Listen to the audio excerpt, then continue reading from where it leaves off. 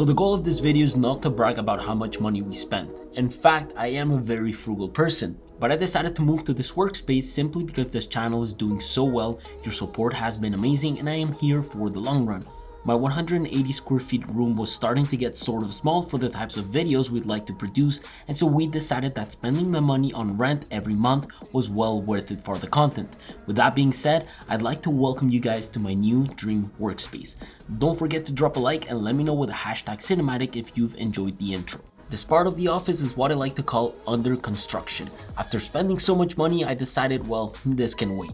But essentially, we have a very simple Ikea desk that will be used for a minimal gaming setup tour and a wall that is pretty much naked for now. In here, John and I were planning on designing a full Vesta system to have as storage, as well as have some appliances like a mini fridge, microwave, coffee machine, and so on. Definitely getting a nice neon sign in the middle of it. But this little hallway is somewhere around 100 square feet, and so as you can imagine, not many things fit in here. The cool thing about it is that it hides the main studio, so we have our garbage can, our tools to clean the office, and our very first Canva product. So overall, we wanted to treat this like a separate room, so when we arrive at the office, we can grab some snacks or even have some people chilling on this desk. It is a laptop setup that is majorly used for gaming with my Razer laptop and all these awesome Razer peripherals, but right now, I think we want to build a nice mini ITX machine for it. However, I think we might use that custom rig for our upcoming Formula 1 racing simulator. I just don't know where I'm going to fit that. Overall, we did spend around $251.84, which includes the cleaning products. Although there's still about $1,500 to be spent on the rest. Moving forward, we have our A-roll production film set. We were lucky enough to have Ergonofis send this beautiful walnut standing desk. To be honest, I wouldn't have it anywhere else but here. With time, our A-rolls will be evolving, so we might bring some tech into the frame. So I really want to have this walnut show within. It is a super awesome standing desk that surprisingly goes pretty low and extremely high as well. The cool thing about their products is that they do sell a very nice cable management compartment and an add-on drawer that will be used to put books and pencils for notes. Hats off to them, mainly after seeing how easy it is to hide the cables underneath with this elastic net. On top of our Ergonofis desk, we have a 4K Benq Monitor Vesta mounted on a Vivo stand that we overall started using for our aerial shots. It is just a way for me to watch myself talk to the camera when filming.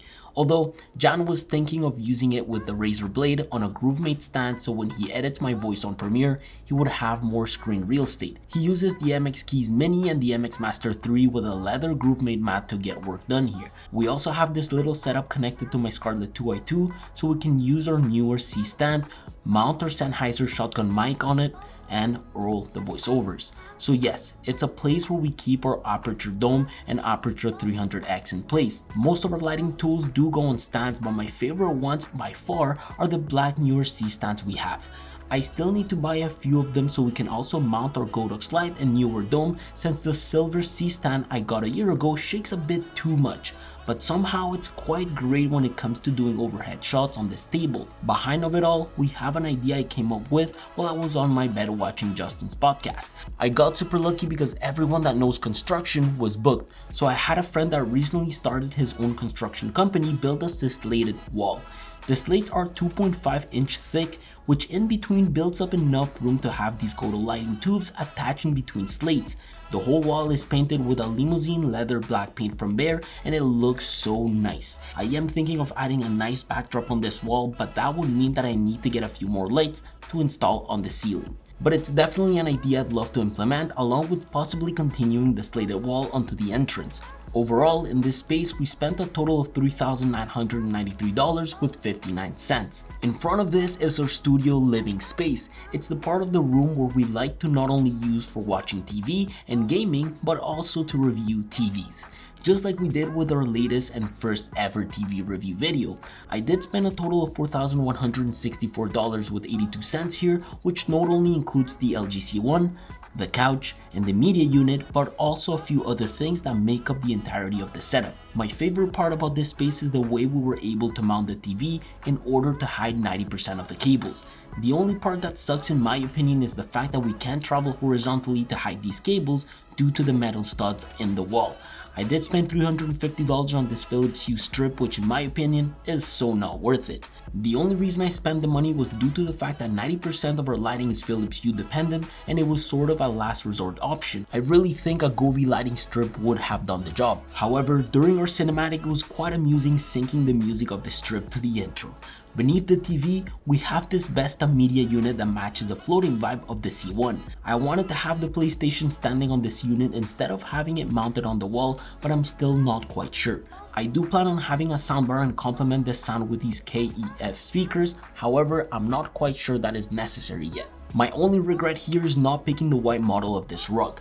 I'm not quite sure I like the color since it has a bit of a purple gray tone to it. I think white would have been super nice in order to match the Vesta unit and our new Morabo couch.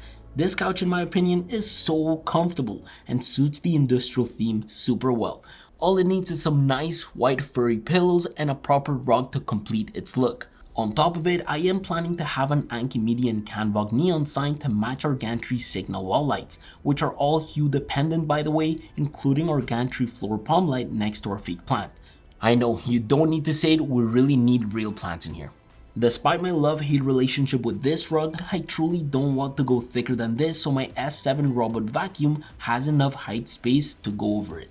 I did bring my S7 robot vacuum from home in order to clean this office, and to my surprise, with the sonic technology it delivers, it scrubs floors up to 3,000 times per minute, which seemed to eliminate our muddy snowy footprints around this gray floor. Cleaning our rug was possible with its intelligent mop lift when the carpet is detected, which is done through ultrasonic sound. So at night when we leave the office, I don't need to worry about doing a second clean in the morning since it did it all in one. Also, the S7 cleans everything with the help of its new all-rubber brush, whose ability to avoid things like hair tangles with its more durable sparring blades is great. I did need to set a no-go zone around the printer so I could create an invisible wall and limit access to areas with a lot of wires. We do have the office on a single floor for now, but if you have a multiple floor workspace, you can generate a map of your second floor by the help of its LiDAR sensors. It's exactly what I had done at my house. The same sensor also allows the Roborock to avoid colliding against objects, and I find it impressive how the multi-level mapping systems automatically recognize different levels of my house to generate the split map. Once it's done cleaning the office, the Roborock automatically goes dark itself and it empties everything it picked up in one of these little bags. But because the device really makes sure to clean 95% of particles with its super suck power, it's important to take it apart and wash its filter often. When I leave at night after a long day of work, I started scheduling a cleanup through the app, like for example, cleaning every day at around 2 AM. Although if it's Sunday and we are scripting, I like having the Roborock clean with the help of Alexa, Google Home or Siri shortcuts. Super happy because we are now able to clean the space from our entrance to our new desk space.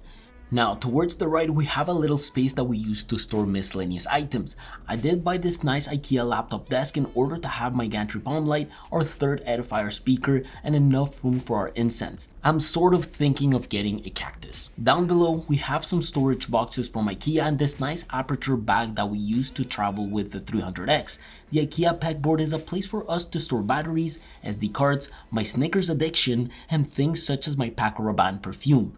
The top shelves from GrooveMate will be used to store our lenses and cameras as we progress through our equipment, but for now, I mean, it's quite empty. In front of this $750 wall, we finally have a printer. I only use it when I need to send back loan equipment or return tech that just sucks. Although I have been using it a lot to scan receipts, and I just love the fact that the new ink technology lasts for about a year worth of printing. No shade to Sony at all, but I'm also a big Canon fan and I love their color science. It's just that Sony cameras are so much more versatile. Supporting my printer, we have this autonomous file cabinet we use to store documents like shipping labels and things such as scotch tape, scissors, paper, and so on, which is why we overall place the shredder next to it. Logistically, it just makes sense. What doesn't make sense is the fact that I drove 100 kilometers to buy the last kitchen island in this province. This here is a $600 Vat Home island that was pretty much out of stock in the country when I first got it. We did get an add-on rack that is commonly used for pots and pans, but we use it for other things. I do use the side compartments to store random tech that doesn't fit in our miscellaneous wall, although on top we have a nice extra large wool GrooveMate mat. We use this counter to shoot anything really and eat whenever we can. I still need to buy some decent stools so we can comfortably eat, so I can replace my little $5 stool that I used to sit for A-rolls. Now, the Vatholma is what draws the line between Jan's workspace and mine. Our productivity setup is where 75% of the magic happens. This is where we edit, come up with ideas together, and produce our videos. It overall sits on a nice raised desk with a beautiful walnut countertop from Ikea that supports our custom PC and our stacked monitors currently used for production. We did make a video on both of these setups, so I suggest you check them out. Link in the description. Or maybe somewhere here. However, my workspace is now used for scripting, coding when I have time, and taking care of the whole YouTube channel and Instagram page. I do have to say, I am in love with the new ultra-wide monitor and this new Lian Li build. And for some reason, people just love stealing my chair. It's very popular around the office. Now, the thing that keeps this whole home office together is this new baby, a Husky heavy-duty tool storage chest. I paid $1,500 for a 450-pound storage unit that is just impossible to move around without the wheels. We got so lucky when it came to get this in here because there was no snow outside, it was nice and warm, the wheels were already installed, and it fit in the elevator. In here though, it's where we lock up everything. We have dedicated drawers for chargers, camera equipment, audio equipment, loan devices, and so much more. It's a tool bench we use to charge our Godox tube lights thanks to the fact that it has an integrated power brick within.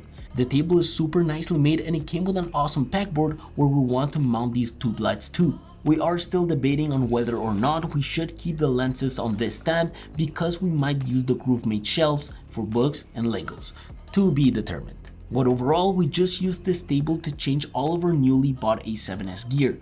A total of $15,470 with 29 cents was spent on this part of the space. I would say that the only thing I need to figure out right now is how to get longer tubes to replace the actual lights and figure out how to route Ethernet cables to connect directly to the router so we can have 1 GB per second internet on most devices. But rent and internet overall costs roughly about $1,500 a month. I wanted to create this video to not only give you all a tour of the new workspace, but also be transparent of how much it costs to run a place like this. I am thinking of making a YouTube video every year end of how much money the channel generated for that particular year, so it might be the video I'll release on January 2nd. If it's of interest to you, stay tuned. And thank you so much from the very bottom of my heart for all your support. I will see you all soon. Take care.